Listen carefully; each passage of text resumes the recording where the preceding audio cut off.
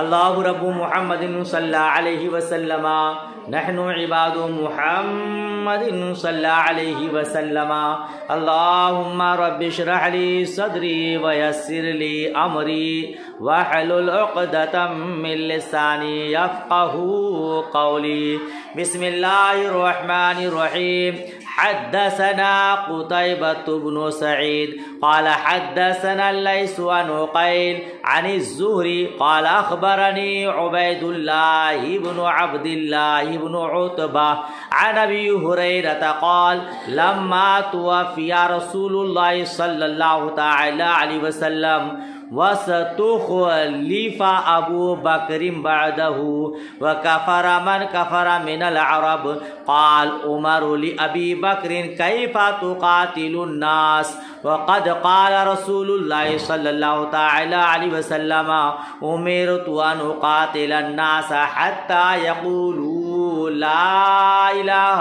إلا الله فمن قال لا إله إلا الله عصم مني ماله ونفسه إلا بحقه وحسابهم على الله۔ حضرت ابو ہریرہ رضی اللہ تعالی عنہ کا بیان ہے۔ کیا کن سے روایت ہے؟ حضرت ابو ہریرہ رضی اللہ تعالی عنہ سے روایت ہے کہ جب رسول اللہ صلی اللہ تعالی علیہ وسلم کی وفات ہو گئی اور حضرت ابو بکر صدیق رضی اللہ تعالی عنہ کو آپ کے بعد خلیفہ بنا دیا گیا، اور عرب کے قبائل میں سے جنہوں نے کفر کرنا تھا انہوں نے کفر کر لیا۔ جس کو کفر اختیار کرنا تھا اس نے کفر اختیار کر لیا، تو حضرت عمر نے حضرت ابو بکر صدیق رضی اللہ تعالی عنہ سے کہا آپ کیسے لوگوں سے قتال کریں گے، حالانکہ رسول اللہ صلی اللہ تعالی علیہ وسلم نے فرمایا ہے مجھے حکم دیا گیا ہے کہ میں لوگوں سے قتال کروں یہاں تک کہ وہ کہیں اللہ کے سوا کوئی عبادت کا مستحق نہیں ہے نا۔ تو جس نے یہ کہا کہ اللہ کے سوا کوئی عبادت کا مستحق نہیں ہے تو اس نے مجھ سے اپنے مال کو اپنی جان کو محفوظ کر لیا اس کے حق کے ساتھ، اور اس کا حساب اللہ پر ہے۔ اس طرح کی حدیث آپ نے بار بار پڑھی ہے، بخاری شریف جلد اول میں بھی اور مسلم شریف جلد اول میں بھی ہے نا، بار بار پڑھ چکے ہیں نا۔ جس سے مصطفیٰ کریم فرماتے ہیں مجھے حکم دیا گیا میں لوگوں سے قتال کروں، کب تک؟ جب تک کہ وہ کہہ نہ دیں کہ اللہ کے سوا کوئی عبادت کا لائق نہیں ہے۔ جس نے ایسا کہہ دیا یعنی پورا کلمہ طیبہ پڑھ لیا، اس نے اپنے جان اپنے مال کی حفاظت کر لی، الا بحقہ مگر اسلام کے حق کے ساتھ، اور اس کا حساب اللہ عز و جل پر ہے۔ اس کا بھی مفہوم آپ جانتے ہیں، مگر اسلام کے حق کے ساتھ مطلب یہ ہے کہ اگر کلمہ طیبہ پڑھ لیا اور اس کے بعد پھر کچھ گناہ کبائر کا ارتکاب کر لیا جو اسلام کا حق پہنچتا ہے اس مطابق اس کو سزا ملے گی۔ ایسا نہیں ہے کہ کلمہ طیبہ پڑھ لینے کے بعد انسان بے مہار ہے، بے لگام گھوڑے کی طرح ہے، کچھ بھی کرے نہیں۔ پھر اگر ناحق طور پر کسی کو قتل کر دیتا ہے تو اسلام کا حق یہ کہ قصاصاً اسے بھی قتل کیا جائے۔ وہ حسابہم علی اللہ کا معنی کیا ہے؟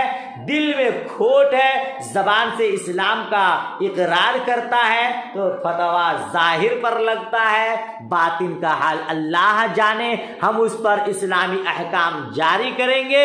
اگر اس کے دل میں کچھ ہے تو اس کا حساب اللہ کے ذمہ کرم ہے۔ جی بار بار پڑھ چکے ہیں۔ قال واللہ لو قاتلن من فرق بین الصلاة والزکاة تو حضرت ابو بکر صدیق رضی اللہ تعالی عنہ نے فرمایا قسم خدا کی میں ان لوگوں سے ضرور قتال کروں گا جو نماز اور زکوٰۃ میں فرق بیان کرے یا فرق کرے، یہ جو نماز میں اور زکوٰۃ میں فرق کرتے ہیں ان سے میں ضرور قتال کروں گا۔ فإن الزکاۃ حق المال، کیونکہ زکوٰۃ مال کا حق ہے، زکوٰۃ مال کا حق ہے۔ واللہ لو منعونی کذا کانوا یؤدونہ الی رسول اللہ صلی اللہ تعالی وسلم لقاتلتہم علی منعہ، قسم خدا کی اگر یہ لوگ مجھے اس رسی کے دینے سے بھی منع کریں جس کو یہ رسول اللہ صلی اللہ تعالی وسلم کو دیا کرتے تھے تو میں ان سے ضرور اس کے منع کرنے پر قتال کروں گا۔ ترجمہ آ رہا نا، بار بار تو پڑھ چکے ہیں۔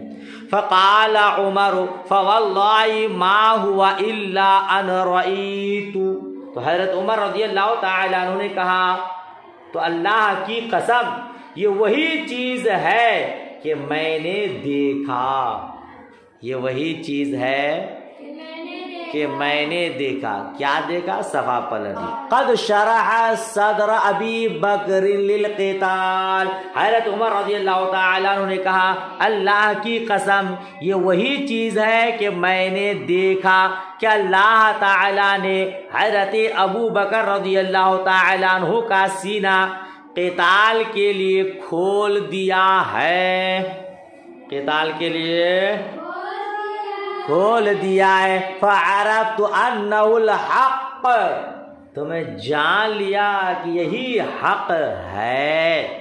وقال لی ابن بکیر وعبد اللہ عنہ قیل عناقا وہو اصح، اور مجھ سے ابن بکیر نے اور عبداللہ نے لیث کے حوالے سے، انہوں نے عقیل کے حوالے سے کہا عناقا، انا بکری کا بچہ۔ آپ نے پیچھے پڑھا حضرت ابو بکر صدیق نے کہا کہ رسی کو اگر کوئی روک لیا تو اسے بھی میں قتال کروں گا، مگر ابن بکیر نے اور عبداللہ نے لیث اور عقیل کے حوالے سے جو روایت کیا ہے اس میں عناقن ہے، اس کا معنی ہے بکری کا بچہ، وہ اصح، اور یہی زیادہ صحیح ہے۔ کیا مطلب؟ جو کوئی بکری کا بچہ مصطفیٰ کریم کی بارگاہ میں زکوٰۃ کے طور پر ادا کرتا تھا، آج اگر اس کو کوئی روک لے تو حضرت ابو بکر صدیق فرماتے میں اس سے ضرور قتال کروں گا۔ وَرَوَاهُ النَّاسُ عَنَاقًا وَإِقَالًا هَاهُنَا، اور لوگوں نے عناقن اور اقالن دونوں یہاں روایت کیا ہے، دونوں روایت کیا۔ لا یجوز و اقالن، کیا کہا؟ یہاں اقالن جائز نہیں، فی حدیث شعبی مرسل وکذا قال قتیبۃ اقالن، کہتے اس میں اقالن درست نہیں ہے حدیث شعبی میں مرسلن، اور اسی طرح قتیبہ نے اقالن کہا ہے۔ کیا مفہوم اس کا پوری حدیث کا؟ آپ جانتے ہیں کتاب و سنت کی تصریحات سے زکوٰۃ فرض ہے اور اس پر امت کا اجماع ہے، یہ ارکان اسلام میں سے تیسرا رکن ہے۔ آپ نے پڑھا ہے نا بار بار، اسلام کی بنیاد 5 چیزوں پر ہے۔ اس بات کی گواہی دینا کہ اللہ کے سوا کوئی معبود نہیں، اور اس بات کی گواہی دینا کہ محمد مصطفیٰ صلی اللہ تعالی وسلم اللہ کے رسول ہیں۔ نمبر 2 نماز قائم کرنا، نمبر 3 زکوٰۃ ادا کرنا، نمبر 4 حج کرنا، اور نمبر 5 رمضان کے روزے رکھنا۔ تو اسلام کی بنیاد 5 چیزوں پر ہے، ان 5 چیزوں میں سے تیسری چیز زکوٰۃ ہے۔ جس طرح نماز فرض اسی طرح زکوٰۃ فرض۔ حضرت ابو بکر صدیق فرماتے ہیں اگر کوئی نماز کو فرض مانے اور زکوٰۃ کا انکار کرے تو میں اس سے ضرور قتال کروں گا۔ حضرت عمر فاروق اعظم رضی اللہ تعالیٰ عنہ نے کہا کہ حضور نے تو یہ کہا ہے کہ میں اس سے قتال کرتا رہوں گا یہاں تک کہ لا الہ الا اللہ کہہ دیں، تو حضرت عمر کا اجتہاد یہ تھا کہ جس نے کلمہ طیبہ پڑھ لیا اس سے اب قتال نہیں ہوگا۔ اپنے اجتہاد کی بنیاد پر حضرت ابوبکر صدیق کو ٹوکا۔ حضرت ابوبکر صدیق نے کہا قسم خدا کی جس نے نماز اور روزہ کے درمیان فرق کیا میں اس سے قتال کروں گا۔ جو شخص زمانہ مصطفیٰ میں عہد رسالت میں بارگاہ رسالت میں ایک بکری کا بچہ یا اونٹ کے باندھنے کی رسی کو زکوٰۃ کے طور پر ادا کرتا تھا، آج اگر اس کو نہیں ادا کیا تو میں اس سے ضرور قتال کروں گا۔ حضرت عمر فاروق اعظم رضی اللہ تعالیٰ عنہ نے جب حضرت ابوبکر صدیق رضی اللہ تعالیٰ عنہ کے اس تسلط فی الدین کو دیکھا تو اپنے اجتہاد سے رجوع کیے اور آپ نے کہا اللہ نے ابوبکر کے سینہ کو لڑائی کے لیے قتال کے لیے کھول دیا۔ میں پہچان گیا انہ الحق کہ یہی حق پر ہے۔ آپ کو معلوم ہونا چاہیے مرتدین کی کئی قسمیں ہیں۔ جو اسلام سے پھر گئے ارتداد کر لیے ان کی ایک جماعت ہے، کئی قسمیں ہیں۔ ایک وہ قوم تھی جو اسلام سے مرتد ہو کر بت پرستی کی طرف لوٹ گئی، ایک تو یہ قوم تھی جیسے وہ پہلے بت پرستی کرتی تھی، اور دوسری قوم وہ تھی جو مسیلمہ کذاب کی جھوٹی نبوت پر ایمان لائی، اور یہ لوگ اہل یمامہ تھے۔ مسیلمہ کذاب کو نہیں جانتے ہیں؟ جس نے نبوت کا جھوٹا دعویٰ کیا تو لوگ اس کو مان لیے اور مرتد ہو گئے، یہ دوسری قسم کے مرتدین تھے۔ اور تیسری قوم وہ تھی جنہوں نے زکوٰۃ کو ادا کرنے سے انکار کیا، اور انہوں نے کہا کہ ہم نے اپنے دین سے رجوع نہیں کیا لیکن ہم اپنے اموال پر بخل کرتے ہیں۔ تو حضرت ابوبکر صدیق رضی اللہ تعالیٰ عنہ نے ان سب سے قتال کرنے کو جائز قرار دیا۔ تمام صحابہ نے ان کی موافقت کی۔ شروع میں حضرت عمر فاروق اعظم رضی اللہ تعالیٰ عنہ نے ان کی مخالفت کی، پھر ان پر ظاہر ہو گیا کہ حضرت ابوبکر صدیق کا قول صحیح ہے تو انہوں نے حضرت ابوبکر صدیق رضی اللہ تعالیٰ عنہ کی طرف رجوع کر لیا، اور حضرت ابوبکر صدیق نے ان کی عورتوں کو قید کر لیا اور اپنے اجتہاد سے ان کی اموال کو ضبط کر لیا۔ پھر حضرت ابوبکر صدیق رضی اللہ تعالیٰ عنہ کے بعد جب حضرت عمر فاروق اعظم رضی اللہ تعالیٰ عنہ خلیفہ ہوئے تو ان کا اجتہاد یہ ہوا کہ ان کے بچوں کو اور ان کی عورتوں کو ان کے قبیلوں کی طرف واپس کر دیں، تو حضرت عمر فاروق اعظم رضی اللہ تعالیٰ عنہ نے ان کا راستہ چھوڑ دیا، اور یہ کام بھی صحابہ کرام علیہم الرضوان کے سامنے بغیر کسی انکار کے ہوا۔ تو جن لوگوں کو حضرت عمر رضی اللہ تعالیٰ عنہ نے لوٹا دیا ان میں سے کسی ایک نے بھی اسلام کی احکام کا انکار نہیں کیا، ٹھیک ہے۔ حضرت عمر نے حضرت ابوبکر صدیق رضی اللہ تعالیٰ عنہ کو ان کے اجتہاد میں معذور قرار دیا، یعنی حضرت ابوبکر صدیق نے مال بھی لیا ان لوگوں کا اور ان لوگوں کو قید بھی کر دیا، ان کے بچوں کو بھی قید کر دیا قتال کرنے کے بعد، مگر حضرت عمر فاروق اعظم رضی اللہ تعالیٰ عنہ نے ان کے بچوں کو اور عورتوں کو اپنی اجتہاد کی بنیاد پر چھوڑ دیا۔ بہرحال مفہوم یہ تھا کہ زکوٰۃ فرض ہے، اس کا انکار کرنے والا کافر ہے اور کافروں سے قتال ہے۔ سمجھ شریف میں بات آ گئی ماشاءاللہ۔ حدثنا اسماعیل حدثني ابن وهب عن يونس عن ابن شهاب قال حدثني عبید اللہ ابن عبد اللہ بن عتبہ ان عبد اللہ بن عباس قال قدم عینۃ بن حسن بن حذیفہ بن بدر فنزل على ابن اخیہ الحر بن قیس بن حسن وَكَانَ مِنَ النَّفَرِ الَّذِينَ يُدْنِيهِمْ عُمَرُ وَكَانَ الْقُرَّاءُ أَصْحَابَ مَجْلِسِ عُمَرَ وَمُشَاوَرَتِهِ كُهُولًا كَانُوا أَوْ شَبَابًا۔ اس حدیث کا مفہوم بھی دیکھ لیجئے حضرت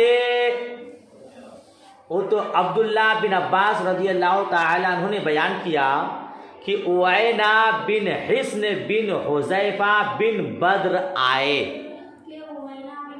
اوینا بن حصن بن حذیفہ بن بدر آئے اور وہ اپنے بھتیجے الحر بن قیس بن حصن کے پاس ٹھہرے.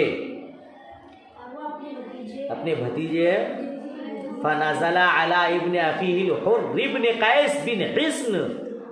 کیا ترجمہ ہوا؟ اور وہ اپنے بھتیجے الحر بن قیس بن حصن کے پاس ٹھہرے.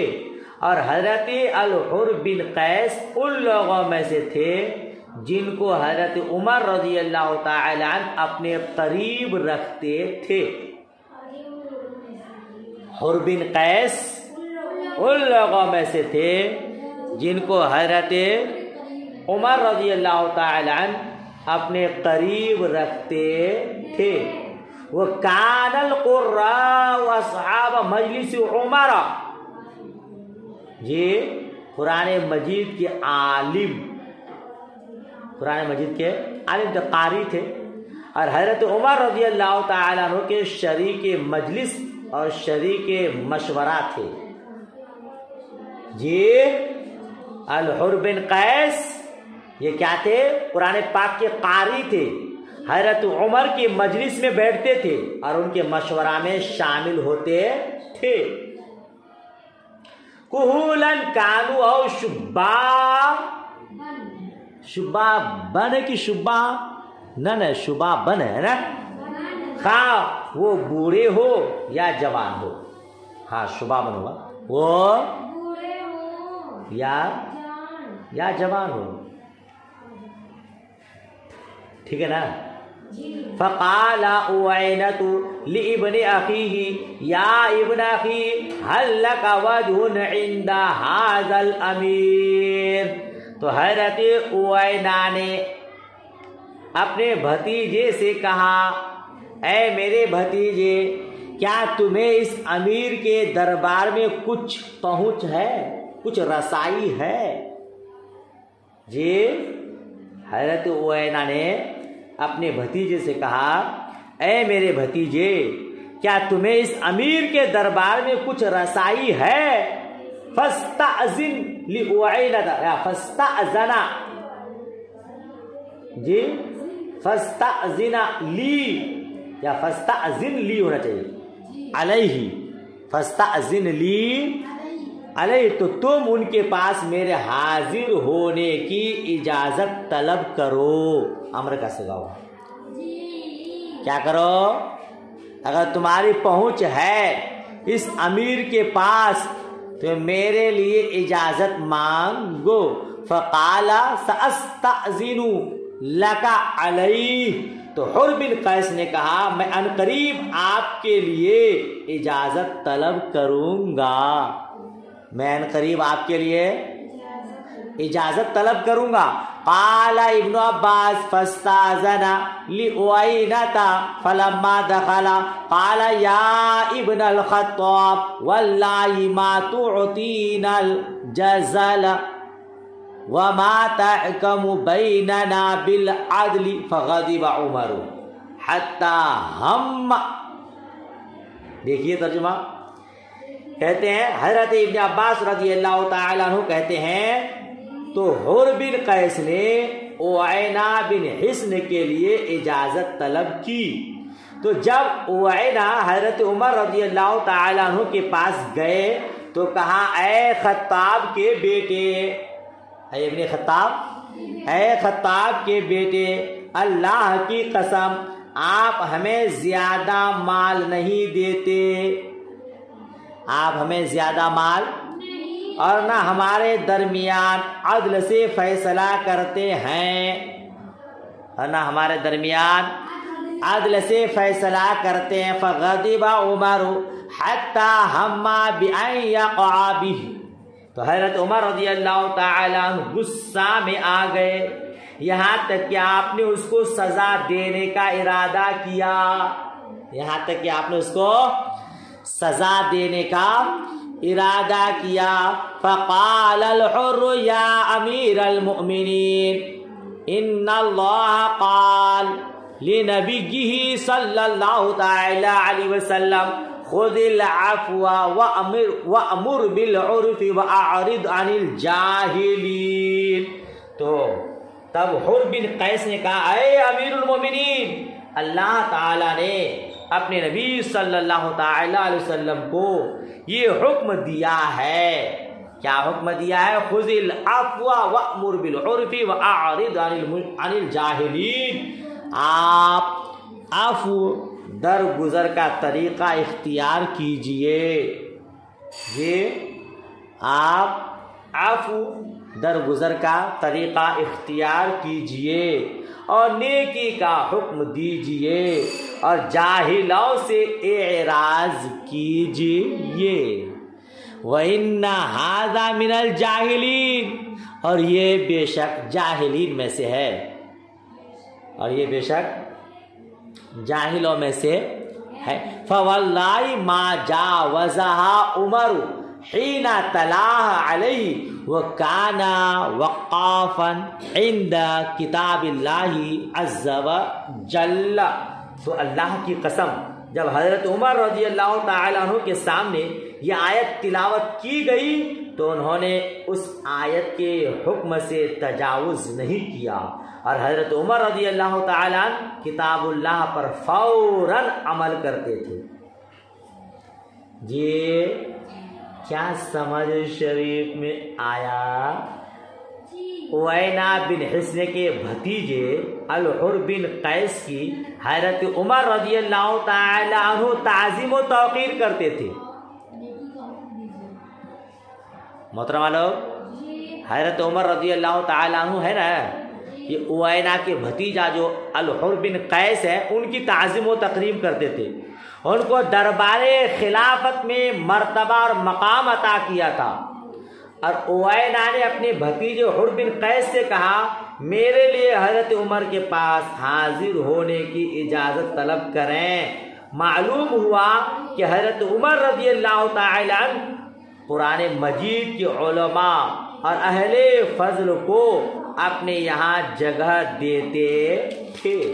پھر جب عوینہ بن حصن نے حضرت عمر سے کہا کہ آپ ہم کو زیادہ مال نہیں دیتے، تو حضرت عمر نے عوینہ بن حصن کو سزا دینے کا ارادہ کیا.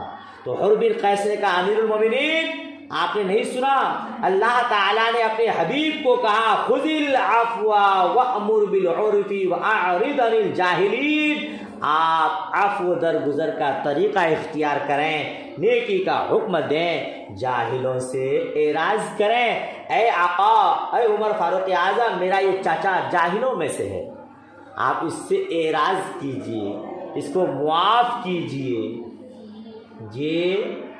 اور اس کے ساتھ نیکی کا سلوک کیجئے. اب لوگ، ابن زید نے کہا ہے جب یہ آیت نازل ہوئی تو رسول پاک صلی اللہ تعالی علیہ وسلم نے دعا کی، اے میرے رب، میں حالت غضب میں کس طرح کروں؟ میں حالت غضب میں عفو درگزر کرتا ہوں، نیکی کا حکم دیتا ہوں، جاہلوں سے اعراض کرتا ہوں، مگر اے اللہ جب حالت غضب میں آ جاؤں، غصہ کی حالت میں آ جاؤں تو کیا کروں؟ تو رب نے ارشاد فرمایا وَإِمَّا يَنزَغَنَّكَ مِنَ الشَّيْطَانِ نَزْغٌ فَاسْتَعِذْ بِاللَّهِ إِنَّهُ سَمِيعٌ عَلِيمٌ. اگر شیطان تمہیں کوئی وسوسہ ڈالے تو اللہ کی پناہ طلب کرو، بے شک وہ بہت سننے والا، سب کچھ جاننے والا ہے. جب غصہ بہت آ جائے آپ کو تو اعوذ باللہ من الشیطان الرجیم کی کثرت کیجیے، انشاءاللہ وہ دفع ہو جائے گا. یا پھر کہیے گا اعوذ بکلمات اللہ التامات من شر ما خلق.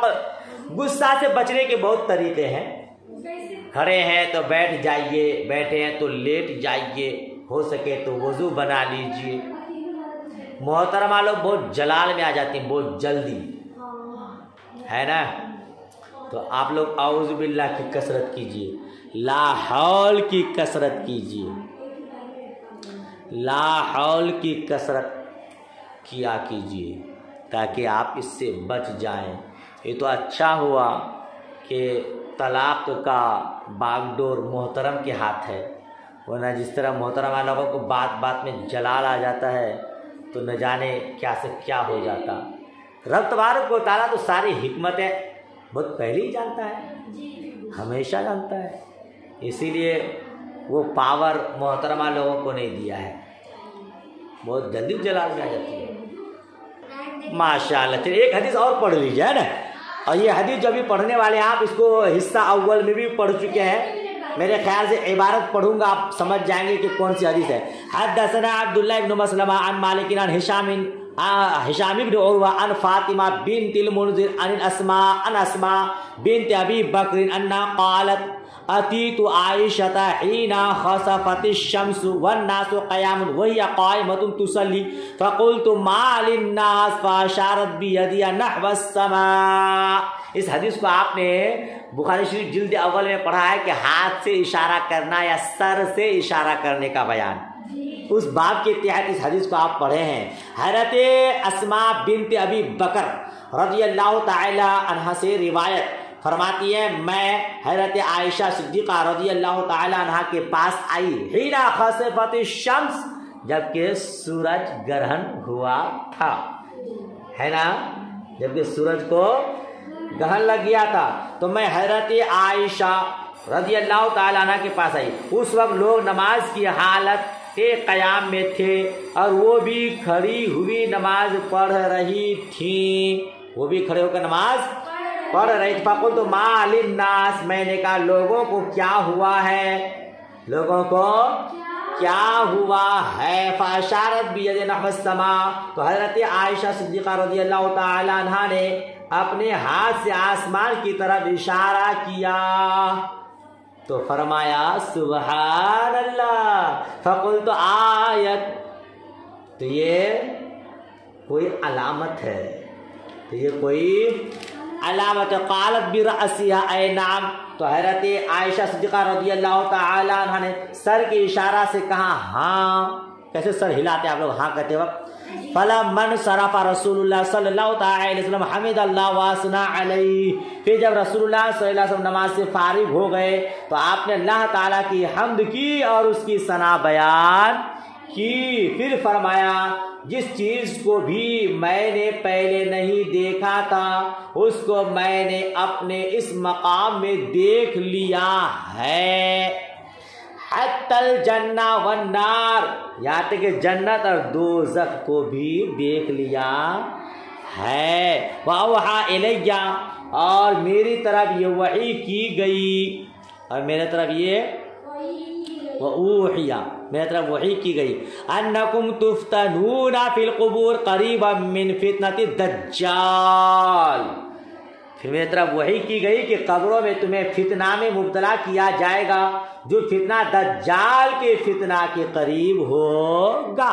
فَأَمَّا الْمُؤْمِنُ أَوِ الْمُسْلِمُ لَا أَدْرِي أَيَّ ذَلِكَ قَالَتْ أَسْمَاءُ فَيَقُولُ مُحَمَّدٌ جَاءَنَا بِالْبَيِّنَاتِ فَأَجَبْنَا وَآمَنَّا فَيُقَالُ نَمْ صَالِحًا عَلِمْنَا أَنَّكَ مُوقِنٌ، تو مومن یا مسلم، راوی نے کا پتہ نہیں حضرت اسماء نے کیا کہا تھا، تو وہ کہے گا سیدنا محمد عربی روحی فدا صلی اللہ علیہ وسلم ہمارے پاس بینات اور معجزات لے کر آئے، ہم نے ان کے پیغام کو قبول کیا اور ایمان لائے، تو اس سے کہا جائے گا سو جاؤ، ہمیں معلوم تھا کہ تم یقین کرنے والے ہو۔ وَأَمَّا الْمُنَافِقُ أَوِ الْمُرْتَابُ لَا أَدْرِي أَيَّ ذَلِكَ قَالَتْ أَسْمَاءُ فَيَقُولُ لَا أَدْرِي سَمِعْتُ النَّاسَ يَقُولُونَ شَيْئًا فَقُلْتُهُ، لیکن منافق یا شک کرنے والا کہے گا افسوس لا ادری، میں نہیں جانتا، نہیں تو واستو لا ادری أيّ ذَلِكَ قَالَتْ أَسْمَاءُ، رابعہ حدیث کہتے ہیں مجھے معلوم نہیں کہ حضرت اسماء نے کیا کہا، منافق کہا یا مرتاب کہا، تو وہ کہے گا مجھے معلوم نہیں، میں لوگوں سے جو سنتا تھا وہی کچھ ان کو کہتا تھا۔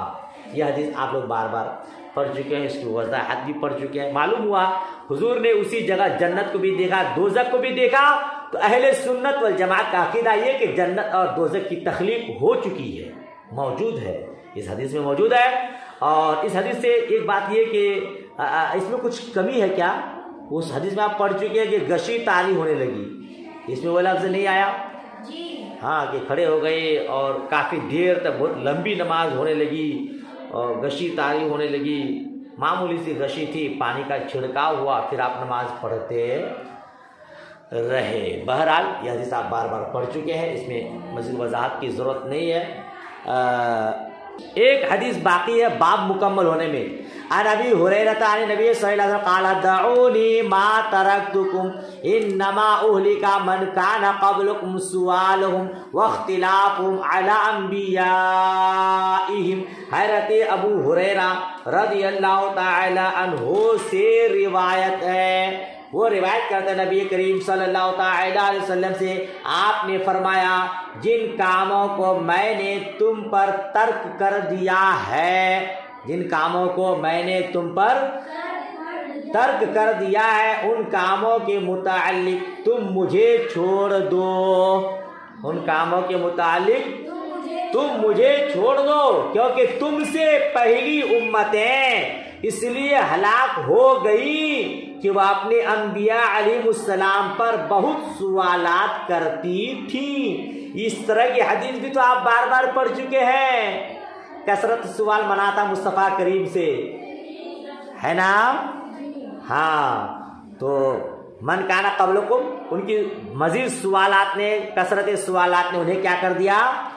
برباد کر دیا، ہلاک کر دیا، اور ان سے اختلاف کرتی تھیں۔ فَإِذَا نَهَيْتُكُمْ عَنْ شَيْءٍ فَاجْتَنِبُوهُ وَإِذَا أَمَرْتُكُمْ بِأَمْرٍ فَأْتُوا مِنْهُ مَا اسْتَطَعْتُمْ، تو جب میں تم کو کسی کام سے منع کروں تو تم اس سے اجتناب کرو، اور جب میں تمہیں کسی کام کا حکم دوں تو اس کام کو اپنی قوت اور طاقت کے مطابق بجا لاؤ۔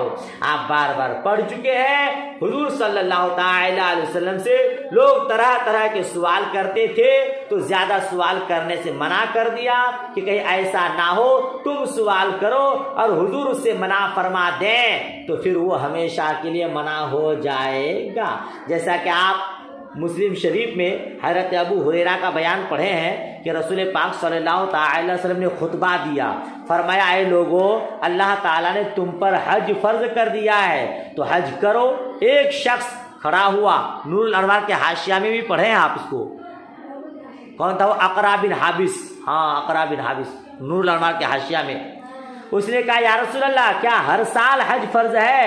آپ خاموش رہے، یہاں تک کہ اس مرد نے 3 مرتبہ سوال کیا تو رسول پاک نے فرمایا اگر میں ہاں کہہ دیتا تو تم پر ہر سال حج فرض ہو جاتا اور تم اس کی طاقت نہ رکھتے۔ تو آپ نے فرمایا جن کاموں کے متعلق میں نے تمہیں چھوڑ دیا تم بھی مجھے چھوڑ دو، کیونکہ تم سے پہلی امتیں اس لیے ہلاک ہو گئی کہ وہ انبیاء پر کثرت سے سوال کرتی تھی اور ان سے اختلاف کرتی تھی۔ تو میں تمہیں کسی کام کا حکم دوں تو اس کو اپنی طاقت مطابق کرو اور جس کو چھوڑ دوں اس کو چھوڑ دو، کہیں ایسا نہ ہو کہ میں ہاں کہہ دوں اور تم تکلیف میں مبتلا ہو جاؤ۔ لہذا زیادہ سوال نہیں کرنے چاہیے، جتنی بات سمجھ میں آ جائے اسی پر عمل کیجیے۔ خصوصاً تو کہا گیا کہ عالموں کی زیادہ گرفت نہ کیجیے ورنہ برکتیں اٹھ جائیں گی۔ اللہ خیر، ماشاءاللہ باب مکمل ہوا، انشاءاللہ اس کے آگے پڑھیں گے۔ دعا خیر میں یاد رکھیں۔ اللہ حافظ، خدا حافظ۔